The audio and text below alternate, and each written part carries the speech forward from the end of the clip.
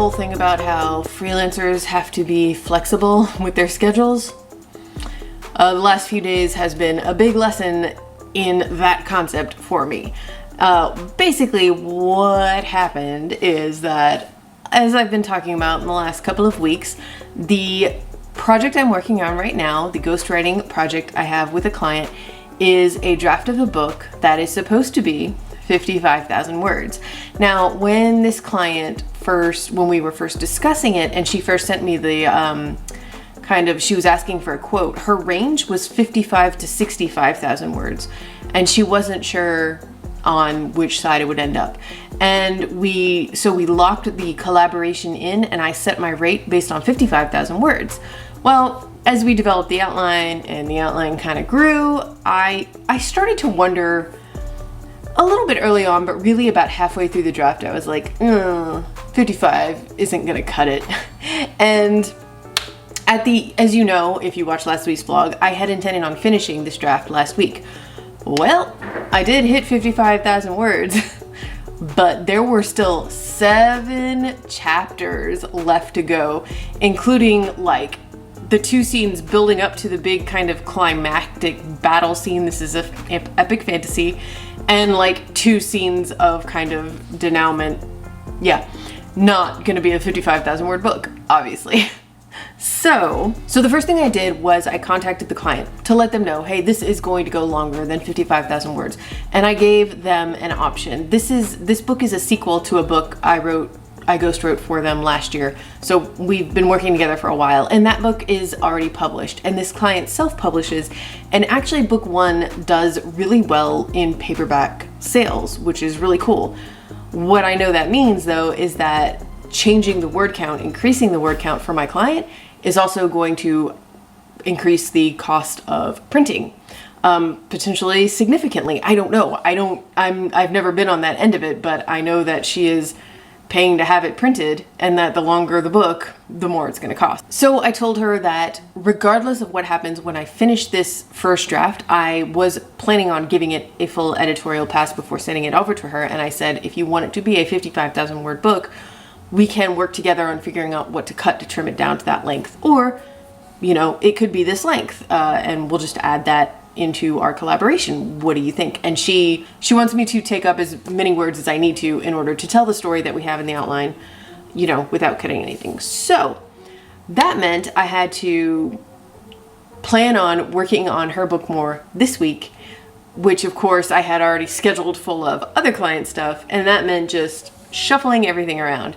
Fortunately, I was a little nervous at first, like playing around in my calendar. I was pretty anxious, but I did do a good job at the beginning of January, giving myself a lot of flexibility, because moving things around and estimating that I would need the rest of this week to finish her draft, I'm still looking pretty comfortable through the beginning of April with all the books I have. I mean, you know, it tightened up my weeks a bit. It took away some of the days I had left open as wiggle room, but that's what those days were there for.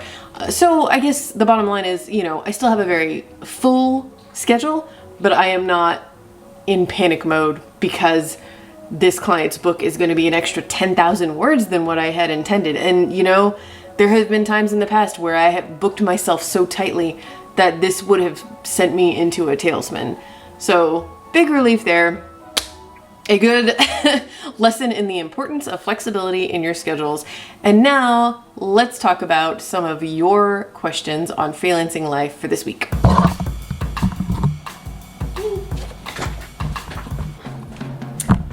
Okay, here we go. First question is, have you ever took on work that you had a feeling could be a hit? Or have you ever taken on work that you thought could be a hard sale? So there's a lot I have to say about this, but a lot of it kind of bleeds into question number 2, so I'll save it for then. These are very, very related questions. I definitely, you know, there are certain ideas that I hear from clients who reach out to me looking to hire me as a ghostwriter, where I'm like, oh yeah, that's high concept. High concept meaning you can pitch it in a sentence or two very easily, and pretty much anyone can immediately get a sense of, oh yeah, I would read that book, I would see that movie, that's like this. If you can make comparisons to other things in your mind easily, that to me is high concept. Not all books need to be high concept, despite what some traditional publishing houses seem to think. There is, in my opinion, there's always room for quieter stories too, and I definitely have written, ghostwritten, actually quite a few of those, that I could tell were deeply personal and meaningful to the client, and would also very much be able to touch readers.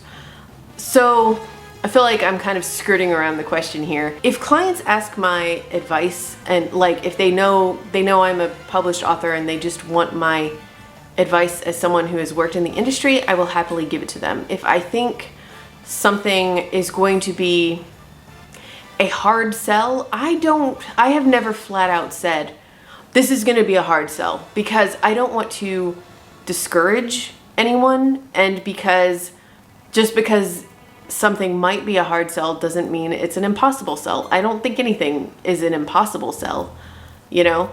And what I try to do instead is say, well, you know, I'm gonna make up an example. If I had somebody pitch me, you know, a book that just sounded like you know, all of the YA dystopians that we all know and love. And I know that the industry is having some fatigue with that particular genre, and has been for the last couple of years. I would be honest, I would say, well, since Divergent and the Hunger Games and all of that kind of boom, that's not something that's like particularly on trend at the moment. However, let's take a look at your idea and see if we can keep the heart of it, you know, tell this story, but maybe figure out another way to pitch it. Maybe frame it so that, you know, maybe does it have any psychological horror elements? Does it have any, you know, is it really more apocalyptic? Is it, you know, is there a romance we can bring out? Is there, you know, just something, some way to spin it and to pitch it that pulls it away from, oh, it's another one of those, and makes it its own unique thing. I think that's kind of more what I do. So no, I don't ever straight up say, this is a hard sell to a client. I say, this might be challenging. Let's think of a way we can pitch this that's going to give it its best chance. And as far as if I've ever known something was going to be a hit, I see potential in every project I take on, and I'm not just saying that. I mean, I take on things because the story sounds great to me and I'm excited to work on them. So I see potential in everything.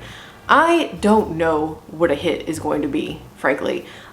So it's not that I don't think they could be hits. It's that I am not a book scout. I am not, you know, I am not an agent. I don't think I have that kind of spidey sense to tell you just based on an idea what could be a big blockbuster and what's not going to be. So I see potential in all the projects. That's my answer. Next question, like I said, very related. Do clients ask if you think something could be a bestseller? Yeah, all the time. So I just said I'm not an agent, but sometimes I feel like things happen to me in my job as a ghostwriter that gives me a little teeny tiny taste of what agents deal with.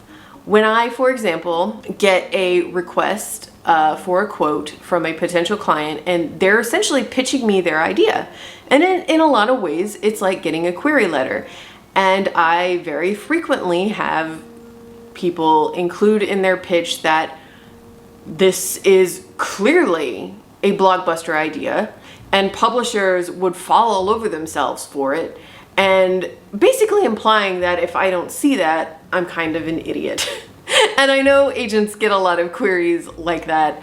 Also, and frankly, I don't usually make offers on those books, even if I do think the idea sounds fun, because I mean, I feel like I have my feet firmly planted on the ground and I am operating in reality when it comes to traditional publishing, and maybe these potential clients are not.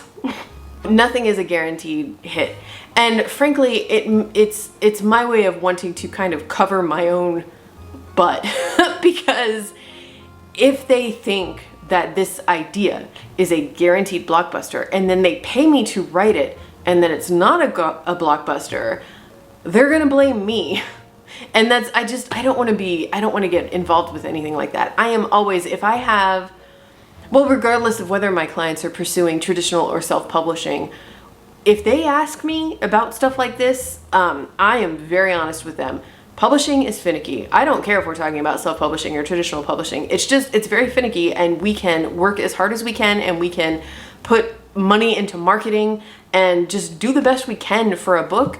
And we just don't know if it's gonna spread its wings and fly. You just don't know. There are no guarantees. And I really do my best to relay that to my clients in a way that doesn't discourage them, but maybe helps the ones who need to come back down to earth a little bit, get their feet on the ground with me so that we're like on the same level and we know what we're dealing with. And as far as just, have I ever ghostwritten something that turned out to be a blockbuster? No. No, there is not some huge giant hit out there that I secretly wrote. That would be an interesting experience. I have thought about what would happen if that were the case. If it happened for one of my private clients, and I'm gonna be 100% honest here, yeah, a small part of me would be like, oof, man, I wrote that and look at it go. But it's not what I think people think when they imagine, oh, what if you're a ghostwriter and you have to keep it secret that you wrote this big hit? In that it's still not my book. When I work with a client, they are all very, very invested in their stories, and they created them. They created the characters. They created the world. They gave me all the pieces of the plot. I might have put the plot together, but it still came from them. And yes, I'm writing the words. Yes, maybe I did find the voice. But the fact is, each and every one of the books I've ghostwritten would not exist at all without the client. It's their story. It came from their mind, it came from their heart, and if one of them were to take off and be a big blockbuster, I would genuinely be thrilled for them. I think that would be amazing. Now, if a publisher hired me to write something, and like, we're gonna be real hypothetical here. If I ghost wrote a celebrity's attempt at, a YA fantasy, and it was a big New York Times bestseller because it had their name on it, I wouldn't lie. I won't lie. I would feel a little bit resentful. But as far as my clients go, I am happy for all of their successes, again, because as much as I love the stories I've ghostwritten, they are not my stories. They're the client's stories. And this last one is also pretty related. It's, do clients ever want to credit you as a ghostwriter? Yes. In fact, I have been credited as a ghostwriter, or even kind of like a co-writer, like author name with Michelle Schusterman kind of thing, which, is awesome, and I really appreciate. A lot of clients ask if they can do that, and I tell them it is completely their choice, and they certainly don't need to feel obligated to do that, but that would be cool, and they do it, and that's really nice, and I appreciate it. The one thing that I will say that I get asked a lot, and I'm gonna clarify the difference now, because I can understand where they're coming from when they ask me this. They ask if, instead of being my ghostwriter, would I be their co-author? And then I would be credited as a co-author. And the reason clients come up with this idea is because they then think they will, instead of paying me an upfront flat fee for my ghostwriting services, they will split whatever the book makes with me, which could potentially be a lot more than my flat fee. Or it could potentially be nothing. And no, that's a hard no always. I have never done that with a client. I have co-authored several books, and it's a blast, and I am very particular with whom I co-author with, which is a topic for a whole other video. Ghostwriting and co-authoring, they do have a lot in common. I mean, I would say the brainstorm and development phase with my clients is the most similar part of it to co-authoring. The only difference is with co-authoring, we are working towards finding our vision for the book, and with ghostwriting, I am helping the client find their vision of the book. With co-authoring, my co-authors have always been experienced authors, like same kind of level of experience as me. With ghostwriting, they're not, and so I'm offering some guidance and some assistance and suggestions as someone who is a professional storyteller. I am not working with a professional storyteller in most cases, if that makes sense. So it's kind of similar, but it's different. And then once we get into the drafting phase, I'm doing all of the writing, whereas with co-authoring, obviously we're sharing the writing duties. And you know, honestly, legally, and this was something I talked to my agent about years ago when I started doing this, it would just contractually be an enormous mess for me to venture into some sort of co-authoring situation with a potential client. It's not something I'm interested in. I'm a ghostwriter, I'm not a co-author. And again, I see why they think the two things are really similar, and I definitely see that from their point of view, it means they don't have to pay me anything up front, but it also means that they are asking me to do work for which I might never be paid, and that is something I am already doing as an author in my own right.